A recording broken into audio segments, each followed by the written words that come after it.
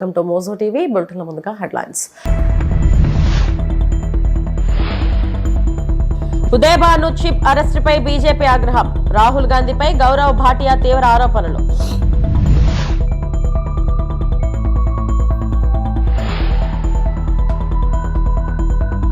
కల్తీ నెయ్యి వ్యవహారం దోషులు ఎవరైనా శిక్ష పడాల్సిందే. Deputy CM Pawan Kalyan.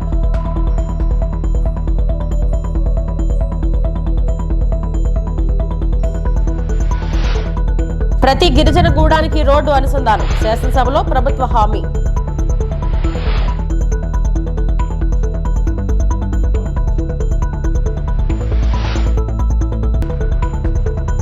తిరుమల వెంకటేశ్వర స్వామి దేవస్థానంలో సినీ నటి రవీనా టాండన్ దర్శనం.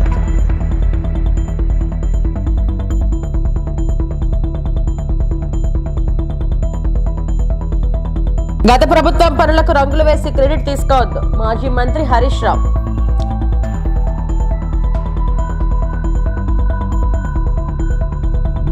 Indian Youth Congress chief Udaybhanu Chib అరెస్టుపై బీజేపీ నాయకుడు గౌరవ్ భాటియా తీవ్ర వ్యాఖ్యలు చేశారు. ఏఏ సమ్మిట్ సందర్భంగా యూత్ కాంగ్రెస్ కార్యకర్తలతో షర్ట్లెస్ నిరసన నిర్వహించినందుకు ఉదయభాను చిప్ ను అరెస్టు చేసినట్లు తెలిపారు. ఢిల్లీ పోలీసులు ఆయనను 7 రోజుల రిమాండ్కు కోరగా కోర్టు 4 రోజుల పోలీస్ కస్టడీకి పంపినట్టు చెప్పారు. ఈ వ్యవహారం వెనుక రాహుల్ గాంధీ కుట్ర ఉందని గౌరవ్ భాటియా ఆరోపించారు. దేశాన్ని అవమానపరిచే ప్రయత్నం జరిగిందని విమర్శించారు. రాహుల్ గాంధీ రాజ్యాంగాన్ని సరిగ్గా చదవలేదని, భారత ప్రతిపక్ష నేత దేశానికి బలహీనమైన కడియం అయ్యారని వ్యాఖ్యానించారు. ప్రతి భారత పౌరుడు రాజ్యాంగాన్ని గౌరవిస్తారని, అదే దేశాన్ని ఏకం చేసే దారవని గౌరవ్ భాటియా పేర్కొన్నారు.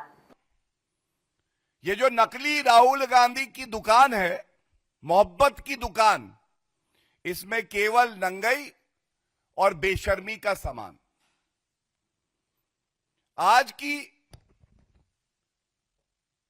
बड़ी खबर, अभी जब प्रेस वार्ता के लिए आ रहा था उससे कुछ क्षण पहले आई। उदय भान कांग्रेस पार्टी का जो यूथ विंग है उसका अध्यक्ष, राहुल गांधी के इशारे पे एआई समिट के दौरान जब पूरे विश्व की नजर भारत पे है, भारत का डंका पूरे विश्व पटल पर है, तब अपनी टी शर्ट उतरवाना, नंगे हो जाना, जिससे कि भारत की छवि धूमिल हो, ये कर रहे थे।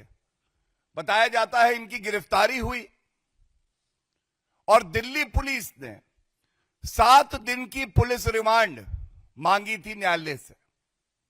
अभी अभी न्यायालय का आदेश आया है। सारे तथ्यों को देखते हुए संविधान में अभिव्यक्ति की आजादी, विरोध प्रदर्शन करने का अधिकार, इसको ध्यान में रखते हुए 4 दिन की पुलिस कस्टडी स्वीकार कर ली है। आप भारत को नंगा करना चाहते थे राहुल गांधी जी, आज आप खुद राजनीतिक तौर पे पूरी तरह से नंगे हो चुके हैं। आप संविधान को दिखाते थे, कभी संविधान पढ़ते, कभी जानते उसकी मूल भावना क्या है, कभी समझते अभिव्यक्ति की आजादी और विरोध, इसकी भी एक मर्यादा और सीमा होती है। వైకాపా హయాంలో 20 కోట్ల లడ్డూలను కల్తీ నెయ్యితో తయారు చేశారని ఏపీ సీఎం చంద్రబాబు అన్నారు. అధికారులు, నిపుణులు అందరూ కలిసి కుట్రలు చేశారని ఆక్షేపించారు. తిరుమల లడ్డు వ్యవహారంపై శాసనసభలో నిర్వహించిన లఘు చర్చలో ఆయన మాట్లాడారు. ఈ సందర్భంగా మహాపాపం పేరిట వైకాపా హయాంలో లడ్డూ కల్తీ జరిగిన తీరును పవర్ పాయింట్ ప్రెజెంటేషన్ ద్వారా ఆయన వివరించారు. రాజకీయ వివాదం ఉండకూడదని కేంద్ర, రాష్ట్ర ప్రభుత్వం అధికారులతో సిట్ ఏర్పాటు చేశారు. సిబిఐ ఆధ్వర్యంలో విచారణకు సిట్ ఏర్పాటు చేయాలని సుప్రీంకోర్టు సూచించింది. తప్పు చేసిన అధికారులపై చర్యలు తీసుకోవాలని సిబిఐ రిపోర్ట్ పంపించింది. అందుకే ఏకసభ్య కమిటీ వేయాలని నిర్ణయించాం. లడ్డు వ్యవహారంలో కాకుండా అనేక విషయాల్లో తప్పులు చేశారు. 2019-24 మధ్య 59.71 లక్షల లీటర్ల కల్తీ నెయ్యి వినియోగించారు. 231.51 కోట్ల అక్రమాలు జరిగాయి. ఫుడ్ సేఫ్టీ నిబంధనలను నీరుగార్చారు. ఒక పద్ధతి ప్రకారం లాలూచి పడిన లూటీ అని స్పష్టంగా తేలింది. కల్తీ నెయ్యి అని నిర్ధారణ అయినా రిపోర్టును తొక్కిపెట్టారు. లడ్డూలో జంతు కొవ్వు కలిసిందని నేను సొంతంగా ఏమీ చెప్పలేదు. ఎన్డీడీబీ ఇచ్చిన రిపోర్టునే చెప్పా. ఆ భగవంతుడే నాతో చెప్పించాడని చంద్రబాబు అన్నారు. వెంకటేశ్వర స్వామికి అన్యాయం జరుగుతూ ఉంది. దేవాలయాలపైన దాడులు జరుగుతున్నాయి. ఎవరన్నా ఎదిరించి మాట్లాడితే వాళ్ళందరి మీద విపరీతమైనటువంటి కేసులు పెట్టి హెరాస్ చేసే పరిస్థితి వచ్చింది. నేను కూడా ఒక బాధితుడిని. రాముడి తల తీసేస్తే అక్కడికి పోయి అక్కడ ఏం జరిగిందో వాస్తవాన్ని ప్రజలకు తెలియజేయాలనుకుంటే తిరిగి నా మీదనే కేసులు పెట్టే పరిస్థితికి వచ్చారు. అలాంటి పరిస్థితులన్నీ చూసాం. అందుకే నేను ముఖ్యమంత్రి అయిన తర్వాత మొట్టమొదటి సంతకం ఒక ప్రిన్సిపల్ సెక్రటరీని వేసుకోవాలి. అప్పుడే బిజినెస్ అంతా వాళ్ళు చేస్తారు. అది వేసిన తర్వాత రెండో సంతకం తిరుమల తిరుపతి దేవస్థానం ప్రక్షాళన కోసం ఈవోని నామినేట్ చేశాను. తద్వారా దీన్ని పూర్తిగా ముందు తీసుకుపోవడం కోసం ఆ రోజు శ్యామలరావు గారిని వేశాను. నేను అందుకే మహాపాపం అన్నాను. దీన్ని 59,71,000 కేజీలు ఈ యొక్క అడల్టరేషన్ జరిగింది. కల్తీ నెయ్యి వినియోగం చూస్తే 234,51,00,000 నిధులు ఖర్చు పెట్టారు. అదే కాకుండా ఆర్గనైజ్డ్ నేరంతో లడ్డు ప్రసాదం అపవిత్రం చేశారు. ల్యాబ్లకు కన్నుగప్పి టెండర్లు దక్కించుకొని, అంటే లీనియంట్వి లేకపోతే ఇది జరిగేది కాదు. 19-24 మధ్యకాలంలో మీరు ఒకసారి చూస్తే 20,01,00,000 లడ్డూలు కల్తీ నెయ్యితో తయారు చేశారు. అధికారులు, నిపుణులు, సిండికేట్ అంతా కలిసే ఇది జరిగింది. ఒకరొకరు కలిసిపోయారు. దీనిపైన 23/1/2026 సిబిఐ ఛార్జ్షీట్ వేసే పరిస్థితికి వచ్చారు. ఆ ఛార్జ్షీట్ కూడా నేను సుప్రీంకోర్టుకు మళ్ళీ ఇక్కడ కూడా 2 విషయాలు మనం గుర్తుపెట్టుకోవాల్సిన అవసరం ఉంది. ఈ కేసు ఏదైతే నా నోటీస్కి వచ్చినప్పుడు నేను ఆ రిపోర్ట్ పే చేసుకొని అనౌన్స్ చేశాం. ఉప ముఖ్యమంత్రి గారు చెప్పినట్టు ఆ రోజు మేము అందరం కూడా ఆలోచించుకొని అనౌన్స్ చేశాం. అనౌన్స్ అంటే నేను చెప్పాను, అడిగితే కూడా నేను వివరాలు చెప్పాను. అది అయిన తర్వాత దీని మీద ఒక సిట్ వేయాలని మేము ఆలోచించాం. ఇలాంటివి పునరావృతం కాకుండా చేయడానికి ఒక సిట్ వేయాలని చెప్పి ఆలోచిస్తే దానిపైన ఛాలెంజెస్ సుప్రీంకోర్టు పోవడం, సుప్రీంకోర్టు దీని మీద అధ్యయనం చేసిన తర్వాత ఇది రాజకీయ కాంట్రవర్సీ ఉండకూడదనే ఉద్దేశంతో రాష్ట్ర ప్రభుత్వం, కేంద్ర ప్రభుత్వం అధికారులతో ఒక సిట్ ఒకటేసి సిబిఐ ఆధ్వర్యంలో ఎంక్వైరీ చేయమని ఒక సిట్ కాన్స్టిట్యూట్ చేసే పరిస్థితికి వచ్చారు. అంటే ఆ రోజు పోయింది కూడా అధ్యక్ష సుప్రీంకోర్టుకి వైఎస్ఆర్ కాంగ్రెస్ పార్టీ వెళ్ళారు. కల్తీ నెయ్యి వ్యవహారంలో దోషులు ఎవరైనా సరే శిక్ష పడాల్సిందేనని డిప్యూటీ సీఎం పవన్ కళ్యాణ్ అన్నారు. తిరుమల లడ్డు కల్తీ వ్యవహారంపై శాసనసభలో జరిగిన లఘు చర్చలో ఆయన మాట్లాడారు. కల్తీ నెయ్యిలో ఏ రసాయనాలు వాడారో ఆ పెరుమాళ్లకే తెలియాలన్నారు. జంతు సంబంధ రసాయనాలు ఉన్నాయని ఎన్డీడీబీ రిపోర్టు చెప్పింది. అది నెయ్యే కాదని సిబిఐ రిపోర్ట్ ఇచ్చింది. ఇది దర్శనానికి సంబంధించిన విషయం. సకల మతాలను గౌరవించడం ఈ దేశ సంస్కృతి. టీటీడీ పాత బోర్డును జగన్ ఎందుకు వెనకేసుకొస్తున్నారు ఆయనకు భాగం ఉన్నట్టే కదా అని పవన్ అన్నారు. ఈ రోజుకి వెనకేసుకు రావాల్సిన అవసరం లేదు. వెరీ క్లియర్ కట్ రిపోర్ట్ ఇచ్చింది. ఇందులో కంప్లీట్గా అసలు నెయ్యి లేకుండా వీళ్ళు నెయ్యి తయారు చేశారు. కనుక రసాయనాలతోటి, పామ్ ఆయిల్ తోటి వీటన్నిటితో బేస్ చేసుకొని నెయ్యి లేకుండా నెయ్యి తయారు చేశారు. It's very clear cut, it's evident.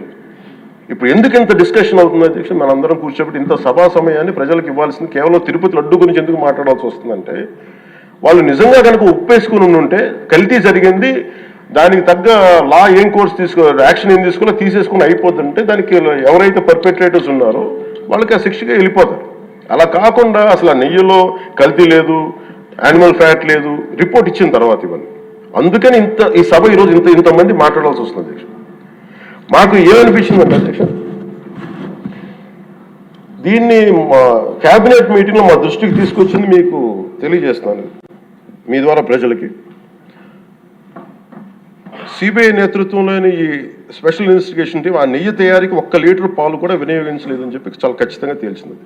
ఆ పామాయిల్లో రసాయనాలు కలిపి తయారు చేసినట్టు చెప్పింది. ఆ ఇతర రసాయనాలు ఏ మూలకాల నుంచి తయారయ్యాయో నిర్ధారణ చేసే సాంకేతికత, దానికై సంబంధించిన టెక్నాలజీ ఆ పర్టికులర్ మా వద్ద లేదనేది ఆ సిట్ తేల్చేసింది. ఈ కేసులో 36 మందిని నిందితులుగా తేల్చింది. శ్రీవారి ప్రసాదాన్ని అపవిత్రం చేసేందుకు ఒక ప్రణాళిక, ఒక ప్లాన్ ప్రకారం కుట్ర జరిగిందన్నట్టు సిట్ తెలియజేసింది. అలాగే దీనికి ముందు ఏం జరిగిందని చూస్తే, తమకి నచ్చిన సంస్థలకి నెయ్యి సరఫరా కాంట్రాక్టులు కట్టబెట్టేందుకు ప్రణాళిక ప్రకారం టెండర్ నిబంధనలు సవరించారు. నెయ్యి సరఫరాకి సంస్థకి ఉండాల్సిన కనీస వార్షిక టర్నోవర్ 250 కోట్ల నుంచి 150 కోట్లకు తగ్గించారు. రోజుకి 4 లక్షల లీటర్ల పాలు సేకరించాలన్న నిబంధనని తొలగించారు. డైరీ రంగంలో 3 ఏళ్ల అనుభవం ఉండాలన్న నియమాన్ని ఏడాది కుదించారు. రోజుకి 12 టన్నుల వెన్నెయ్య తేయాలన్న నిబంధనను కూడా 8 టన్నులుగా మార్చేశారు. అంటే ఒకరికి నెయ్యి కాంట్రాక్ట్ ఇవ్వాలంటే ఇన్ని నిబంధనల్ని తూట్లు పడిచారు. అది చేసిన తర్వాత మళ్ళీ సవరణ అనంతరం వీళ్ళు ఎంపిక చేసిన సంస్థలు 20-23 మధ్య నెయ్యి సరఫరా చేశాయి. నెయ్యి సరఫరా చేసిన సంస్థకు అందుకు కావాల్సిన కనీస అర్హతలు లేవని సిట్ ఛార్జ్ షీట్లో ఉంది అధ్యక్ష.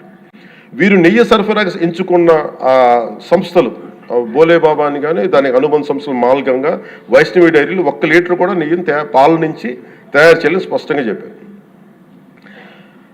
ఇది 1924 మధ్య 11 కోట్ల మంది భక్తులను శ్రీవారిని దర్శించుకుంటే ఆ కాలంలో మొత్తం 48 కోట్ల లడ్డు ప్రసాదాలు విక్రయం జరిగింది. దాంట్లో సుమారు 20 కోట్ల లడ్డూలు నకిలీ నెయ్యితో తయారయ్యాయని చెప్పి టీటీడీ రికార్డ్స్ తెలియజేస్తాం. ఆ 11 కోట్ల మందికి రసాయనాలతో నిండిన మన లడ్డూలు పంపించారు. అలాగే ఇందులో 1,00,000 లడ్డూలు కూడా అయోధ్య రామ మందిర ప్రారంభోత్సవానికి పంపిణీ చేశారు. ఏపీ రాష్ట్రంలోని ప్రతి గిరిజన గూడానికి రోడ్డు సౌకర్యం కల్పించేందుకు చర్యలు తీసుకుంటున్నట్టు ప్రభుత్వం శాసనసభలో వెల్లడించింది. అడవి తల్లి బాట కార్యక్రమం ద్వారా ఇప్పటికే అనేక గ్రామాలకు రోడ్లు నిర్మించినట్లు తెలిపింది. జనసేన సభ్యుడు కొనతాల రామకృష్ణ అడిగిన ప్రశ్నకు ఉప ముఖ్యమంత్రి తరపున మంత్రి నాదెండ్ల మనోహర్ సమాధానమిచ్చారు. కొరియా గ్రామాల సమస్య పరిష్కారానికి ప్రభుత్వం కృషి చేస్తున్నట్లు స్పష్టం చేశారు. ప్రత్యేకంగా గౌరవ ఉప ముఖ్యమంత్రి గారు పంచాయతీరాజ్ శాఖ చేపట్టిన తర్వాత అనేక సంస్కరణలు, ప్రజలకు ఉపయోగపడే విధంగా కొత్త ఆలోచనలు, వాటితో పాటు గిరిజన ప్రాంతాల్లో అడవి తల్లి బాట అనేది ప్రత్యేకంగా ఆయన చేపట్టారు అధ్యక్ష. వాటికి అనేక కోణాల నుంచి ఆలోచించి అంతిమంగా ఈ ప్రాంతాల్లో నివసిస్తున్న మన గిరిజనులు జాతి సంపదగా మనం భావించుకుని వారికి ప్రత్యేకంగా మనం అందించాల్సిన సౌకర్యాల గురించి ఫోకస్ చేస్తూ ఈ విధంగా పంచాయతీరాజ్ శాఖలో కొన్ని సంస్కరణలు తీసుకొచ్చారు అధ్యక్ష. మొదటి ప్రశ్నకు గౌరవ సభ్యులు రామకృష్ణ గారు అడిగిన దానికి ప్రధానమంత్రి జన్మన్, MGNREGS, అదేవిధంగా PRR ట్రైబల్ సబ్ ప్లాన్ గ్రాంట్ల కింద మంజూరు చేసిన పనులను అడవి తల్లి బాట కార్యక్రమం కింద చేపడుతున్నారు అధ్యక్ష. పంచాయతీరాజ్ శాఖ నిర్మించబోయే రోడ్ల మంజూరు వారీగా వివరాలు ఈ విధంగా నేను ఇప్పుడు చదువుతాను అధ్యక్ష. PM జన్మన్ కింద టోటల్ నెంబర్ ఆఫ్ రోడ్స్ 303, అందులో బ్రిడ్జెస్ వంతెనలు 33, ట్రైబల్ హ్యాబిటేషన్స్ 341, దాని లెంత్ 865.96 కిలోమీటర్ల అధ్యక్ష. దానికి శాంక్షన్ చేసిన అమౌంట్ 914,44 లక్షలు. అదేవిధంగా మహాత్మా గాంధీ NREGS పథకం కింద 81 రోడ్లు, వాటికి దాదాపు 106 ట్రైబల్ హ్యాబిటేషన్స్ కవర్ చేసుకునే విధంగా 156 కిలోమీటర్లు పొడవున్న ఈ రోడ్లకి 111 కోట్ల రూపాయల 9 లక్షల రూపాయలు శాంక్షన్ చేయడం జరిగింది అధ్యక్ష. PRR ట్రైబల్ సబ్ ప్లాన్ కింద 9 రోడ్లు, 19 హ్యాబిటేషన్స్ కవర్ అవుతాయి అధ్యక్ష. దీని లెంత్ సుమారు 48.85 కిలోమీటర్లు. దీనికి శాంక్షన్ అయిన అమౌంట్ 49,73 లక్షల అధ్యక్ష. మహాత్మా గాంధీ NREGS కింద ట్రైబల్ సబ్ ప్లాన్ కింద అడవి తల్లి బాట అనే కార్యక్రమం గౌరవ ఉప ముఖ్యమంత్రి గారు చేపట్టి ఆ ప్రాంతాల్లో ఎనలేని అభివృద్ధి తీసుకొచ్చి ప్రస్తుతానికి ఒక లక్ష్యంగా తీసుకుని 466 హ్యాబిటేషన్స్ కోసం 1,077 కోట్ల రూపాయలు వాళ్ళకి మంజూరై అక్కడ పనులు జరిగే విధంగా మన ప్రభుత్వం ప్రతిపాదించింది అధ్యక్ష. వరంగల్లో నిర్మాణంలో ఉన్న సూపర్ స్పెషాలిటీ ఆసుపత్రి పనుల పురోగతిని మాజీ మంత్రి హరీష్ రావు పరిశీలించారు. ఈ సందర్భంగా ఆయన కాంగ్రెస్ సర్కార్పై తీవ్ర విమర్శలు చేశారు. బీఆర్ఎస్ పోరాటంతోనే ప్రభుత్వంలో చలనం వచ్చిందని, గత బీఆర్ఎస్ ప్రభుత్వం నిర్మించిన ఆసుపత్రికి కేవలం రంగులు వేసి క్రెడిట్ తీసుకోవాలని చూస్తున్నారని అన్నారు. గత బీఆర్ఎస్ ప్రభుత్వం చేపట్టిన పనులను ప్రస్తుత కాంగ్రెస్ పార్టీ ప్రభుత్వం కొనసాగించడంలో విఫలమైందని విమర్శించారు. దేవాదుల ప్రాజెక్టును పూర్తి చేయడంలో నిర్లక్ష్యం చూపుతున్నారని, మంత్రులు ఎవరికి వచ్చినట్టు వారు డేటన్లు ప్రకటిస్తున్నారని ఆరోపించారు. ఇన్నిసార్లు వరంగల్కి వచ్చిండు రేవంత్ రెడ్డి, ఒక్కసారన్నా ఎంజీఎం విజిట్ చేసినవా? 2.5 ఏళ్లలో ఆరోగ్య మంత్రి ఎప్పుడన్నా ఎంజీఎం ఆసుపత్రులు అడుగు పెట్టిండా? పందికొక్కులకు ఎలుకలకు నిలయమైపోయింది ఎంజీఎం ఆసుపత్రి. స్ట్రెచ్చర్లు లేవు, వీల్ చైర్లు లేవు, మంచాలు లేవు, మందులు లేవు, టెస్ట్లకు కావలసినటువంటి మెటీరియల్ లేదు. మొత్తం కూడా ఇలా కుప్ప చేసింది. ఆనాడు సూపర్ స్పెషాలిటీ ఆసుపత్రిలో గుండెకు సంబంధించిన 250 శస్త్రచికిత్సల్ని బీఆర్ఎస్ ప్రభుత్వం ఉండగా చేసినాం. ఇప్పుడు ఏమైంది? సూపర్ స్పెషాలిటీ ఆసుపత్రిలో ఏడాదిన్నర్థం కింద ఏసీలో నీళ్లు లీక్ అవుతున్నాయట. ఏసీలో నీళ్లు లీక్ అవుతున్నాయని థియేటర్ను మూసేసింది. ఏడాదిన్నర్థమై గుండె శస్త్రచికిత్సలు వరంగల్లో ఆగిపోయినాయి. పేషెంట్లను హైదరాబాద్ పోండి అంటున్నారు, నిమ్స్కు పోండి అంటున్నారు. సగం మంది జనగామ ఆలేరు దాటే వరకే, భువనగిరి వరకే ప్రాణాలు పోతున్నాయి. అంబులెన్సులు వరంగల్కు వాపసు వస్తున్నాయి. ఇదా మీ ఉద్దారకం? మేము కట్టింది నడిపించే తెలివి కూడా లేదా మీకు? ఆనాడు బీఆర్ఎస్ సూపర్ స్పెషాలిటీ ఆసుపత్రిని పూర్తి చేసి కేత్ ల్యాబ్ను పెట్టి అన్ని రకాలుగా మీకు అప్పజెప్పిపోతే గా ఏసీ పైపుల నీళ్లు లీక్ అయితే మరమ్మతు చేసే తెలివి కూడా లేదా ఈ ప్రభుత్వానికి?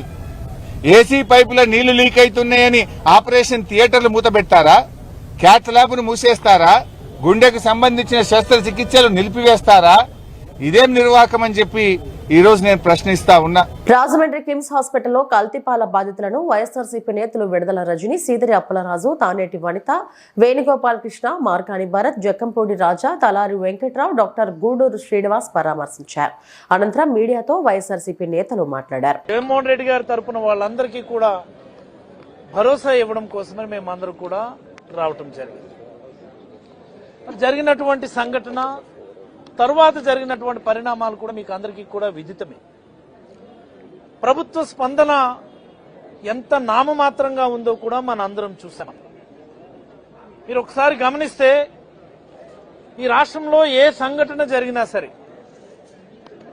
ఏ రకమైనటువంటి సంఘటన అయినా సరే, వాటర్ కంటామినేషన్ వచ్చి పిల్లలకు బాగలేదు, లేకపోతే ఎవరో చనిపోయారన్న, ఫుడ్ కంటామినేషన్ వచ్చి విలేజెస్ ఖాళీ అయిపోయే పరిస్థితి వచ్చి ప్రాణాలు పోయే పరిస్థితి వచ్చిందన్న, ఎక్కడైనా ఒక చిన్న తొక్కిసలాట జరిగి ప్రాణాలు పోయాయన్న, వెంటనే ముఖ్యమంత్రి గారు ఒకటే మాట, 5 లక్షల ఎక్స్గ్రేషియా ఇస్తాం, మీరెవరు మాట్లాడదు. 10 లక్షల ఎక్స్గ్రేషియా ఇస్తాం, మీరెవరు మాట్లాడదు. ఇదేనా ప్రభుత్వం పని? ఈ ప్రభుత్వం వచ్చిన తర్వాత కల్తీకి జరిగినటువంటి సంఘటనలు నేను కొన్ని మీ నోటీసులు తీసుకొస్తా. ఈ ప్రభుత్వం 2024 జూన్లో కొలువు తీరింది. జూన్లో on the very next month 2024 జూలైలోనే మా శ్రీకాకుళం జిల్లా కేజీబీవి అంటే ఒక మహిళ గర్ల్స్ కి సంబంధించినటువంటి హాస్టల్ కేజీబీవి వాటర్ కంటామినేషన్ అని సుమారుగా ఒక 20 మంది పిల్లలు హాస్పిటలైజ్ అయ్యారు. అసలు అదే రోజు కానీ ప్రభుత్వం కళ్ళు తెచ్చుంటే, అదే రోజు కానీ ప్రభుత్వానికి నిజంగా చిత్తశుద్ధి ఉంటే, హాస్టల్స్ లో వాటర్ కంటామినేషన్ ఏంటి, హాస్టల్స్ లో ఫుడ్ కంటామినేషన్ ఏంటి, గత 5 ఏళ్లు కూడా ఈ రకమైనటువంటి వార్తలు మనం ఎక్కడా చూడలేదు కదా జగన్మోహన్ రెడ్డి గారి హయాంలో అన్నటువంటి కనీస జ్ఞానం ఉండుంటే ఈ రోజు ఇలాంటి పరిస్థితులు వచ్చేవి కాదు. అనంతపురం జిల్లా కోర్టుకు 3వ బాంబు బెదిరింపు మెయిల్స్ వచ్చాయి. ఇటీవల కాలంలో గుర్తు తెలియని వ్యక్తుల పేర్లపై 2 సార్లు కోర్టుకు బాంబు బెదిరింపు జీమెయిల్స్ వచ్చాయి. ఇవాళ మరోమారు రమేజా, హుస్సేన్ పేరుపై మూడోసారి బాంబు బెదిరింపు మెయిల్స్ రావడంతో న్యాయవాదులు ఆందోళన వ్యక్తం చేశారు. బాంబు స్క్వాడ్ రెండో పట్టణ పోలీసులు కలిసి ఆయా పరిసర ప్రాంతాల్లో పరిశీలించారు. ఇవాళ 11:05 బాంబు పేలుతుందని, మధ్యాహ్నం ఇస్లామిక్ ప్రార్థనకు భంగం కలుగుతుందని, 15 RVX బాంబులను అమర్చబడినట్లు మెయిల్ ద్వారా పంపిన లేఖలో పేర్కొన్నారు. బాంబు బెదిరింపు మెయిల్స్ వ్యవహారంపై న్యాయవాదులు అసంతృప్తి వ్యక్తం చేస్తున్నారు. 3 సార్లు జిల్లా కోర్టుకు బెదిరింపు మెయిల్స్ వచ్చినా పోలీసులు మెయిల్స్ పంపిన వారిని ఎందుకు గుర్తించడం లేదని ప్రశ్నిస్తున్నారు. వెంటనే అజ్ఞాత వ్యక్తులను పట్టుకోవాలని డిమాండ్ చేస్తున్నారు.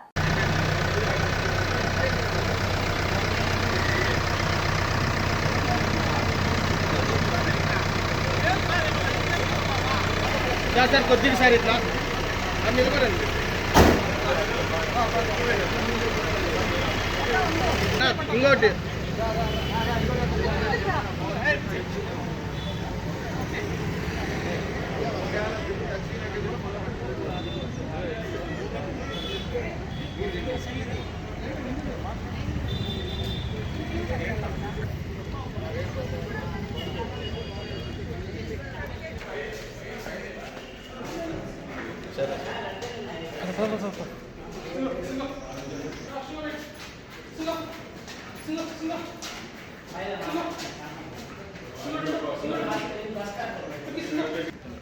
సింగో శబా సింగో బేటా వెరీ గుడ్ శబా సింగో సింగో సింగో సింగో వెరీ గుడ్ సింగో ఫిష్ సింగో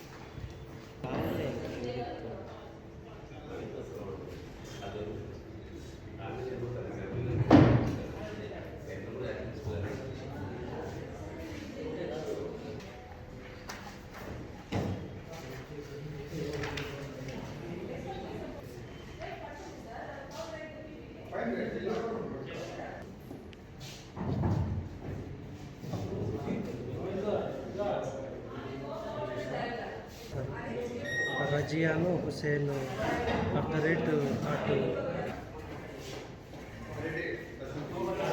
ఖమ్మం కలెక్టరేట్ ప్రాంతం వెలుగుమట్టల్లోని 62 ఎకరాల భూదాన్ భూముల్లో నివసిస్తున్న 2000 మందిని కొంతమంది కాంట్రాక్టర్ల ప్రయోజనం కోసం కాంగ్రెస్ ప్రభుత్వం అన్యాయంగా ఖాళీ చేస్తుందని, 15 సంవత్సరాల క్రితం భూదాన్ భూముల వాళ్లు పేదలకు పట్టాలు ఇచ్చారని, వాళ్లకు నివాసం ఉండటానికి హక్కు కూడా ఉందని, హైకోర్టు కూడా వాళ్ళకి పట్టాలు ఇచ్చిందని, పేదలను ఇబ్బంది పెట్టదని స్టే ఇచ్చి వాళ్లకు నీళ్లు, కరెంటు, స్కూల్ కూడా ఇవ్వండి హైకోర్టు ఆదేశాలు ఇచ్చిందంటూ, ఇన్ని ఆదేశాలు ఉన్నప్పటికీ కాంగ్రెస్ ప్రభుత్వం ఏకపక్షంగా ఎందుకు పేదల కూలుస్తున్నారో అర్థం కావడం లేదని అడ్వకేట్ సుగుణారావు అన్నారు.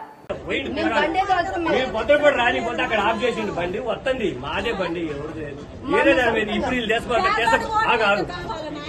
మీరు దేశపోతారు మీ బండి మీద ఆడ బారదింటారుగా అందుకోసం బండిలో ఎంత కదా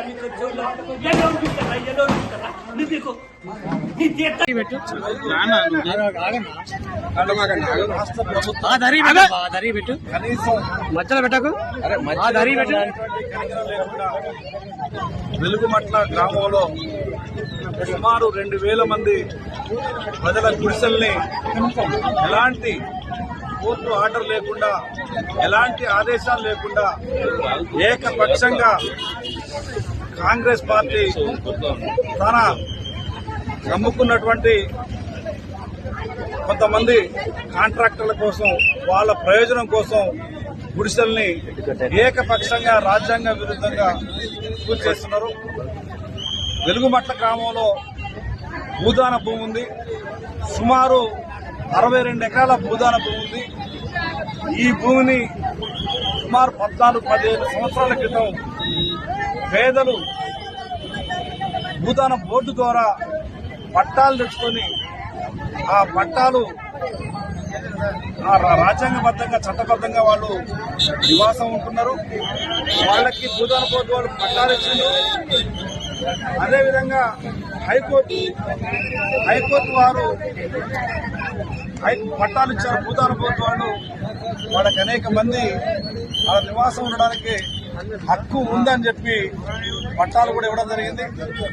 ఈ పట్టాలు ఇచ్చిన తర్వాత అనేక మంది వాళ్ళని ఇబ్బంది పెడతా ఉంటే, అనేక మంది ఆ భూమిని ఆక్రమించుకొని ఇబ్బంది పెడతా ఉంటే వాళ్ళు హైకోర్టుకి వెళ్లి హైకోర్టులో కూడా స్టే తెచ్చుకోవడం జరిగింది.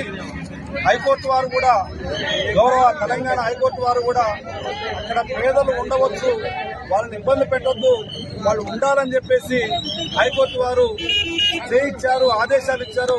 రెవెన్యూ వాళ్ళు కానీ పోలీసు వారు కానీ ఎవరు కూడా జోక్యం చేసుకోవడానికి వీలు లేదు అని చెప్పి చాలా స్పష్టమైన ఆదేశాలు హైకోర్టు వాళ్ళు ఇచ్చారు. అంతేకాదు హైకోర్టులో వాళ్ళకి నీళ్లు ఇవ్వండి, కరెంట్ ఇవ్వండి, వాళ్ళ చీకట్లో మగ్గొద్దు, వాళ్ళ చిన్న పిల్లలు ఉన్నారు, వాళ్ళకి స్కూల్ ఏర్పాటు చేయండి, హాస్పిటల్ ఏర్పాటు చేయండి, కరెంట్ ఇవ్వండి, నీళ్లు ఇవ్వండి అని చెప్పేసి కూడా హైకోర్టు వాళ్ళు ఆదేశాలు ఇచ్చారు. అదేవిధంగా లోయర్ కోర్టు ఖమ్మం కోర్టు వారు కూడా వాళ్ళని గుడిసెలు తీసేయడం కోసం, ఇంటి తీసేయడం కోసం ప్రయత్నం చేస్తే ఆ ఇంటి తీసేయవద్దని చెప్పి ఇక్కడ లోకల్ కోర్టు వారు కూడా ఆదేశాలు ఇవ్వడం జరిగింది, ఇంజక్షన్ ఆర్డర్ ఇవ్వడం జరిగింది. ఆ తర్వాత స్టేటస్ కో ఎట్లుందో అట్లా ఉంచండి భూమిని, ఆ గుడిసెలు కానీ ఇండ్లు కానీ వాటిని కూల్చొద్దు, వాళ్ళని డిస్టర్బ్ చేయొద్దు, అవి ఎట్లుండగా అట్లా ఉంచండి అని చెప్పేసి కూడా లోయర్ కోర్టు ఖమ్మం కోర్టు గౌరవ పీడీఎం గారు ఆదేశాలు ఇవ్వడం జరిగింది. తిరుమల శ్రీవారిని సినీ నటి రవీనా టాండన్ దర్శించుకున్నారు. మంగళవారం వీఐపీ ప్రారంభ విరామ దర్శన సమయంలో ఆమె స్వామివారి సేవలో పాల్గొన్నారు. ఆమెకు టీటీడీ అధికారులు స్వాగతం పలికి దర్శన ఏర్పాట్లు చేశారు. దర్శనం అనంతరం రంగనాయకుల మండపంలో పండితులు ఆమెకు ఆశీర్వచనం చేసి స్వామివారి తీర్థ ప్రసాదాలను అందజేశారు.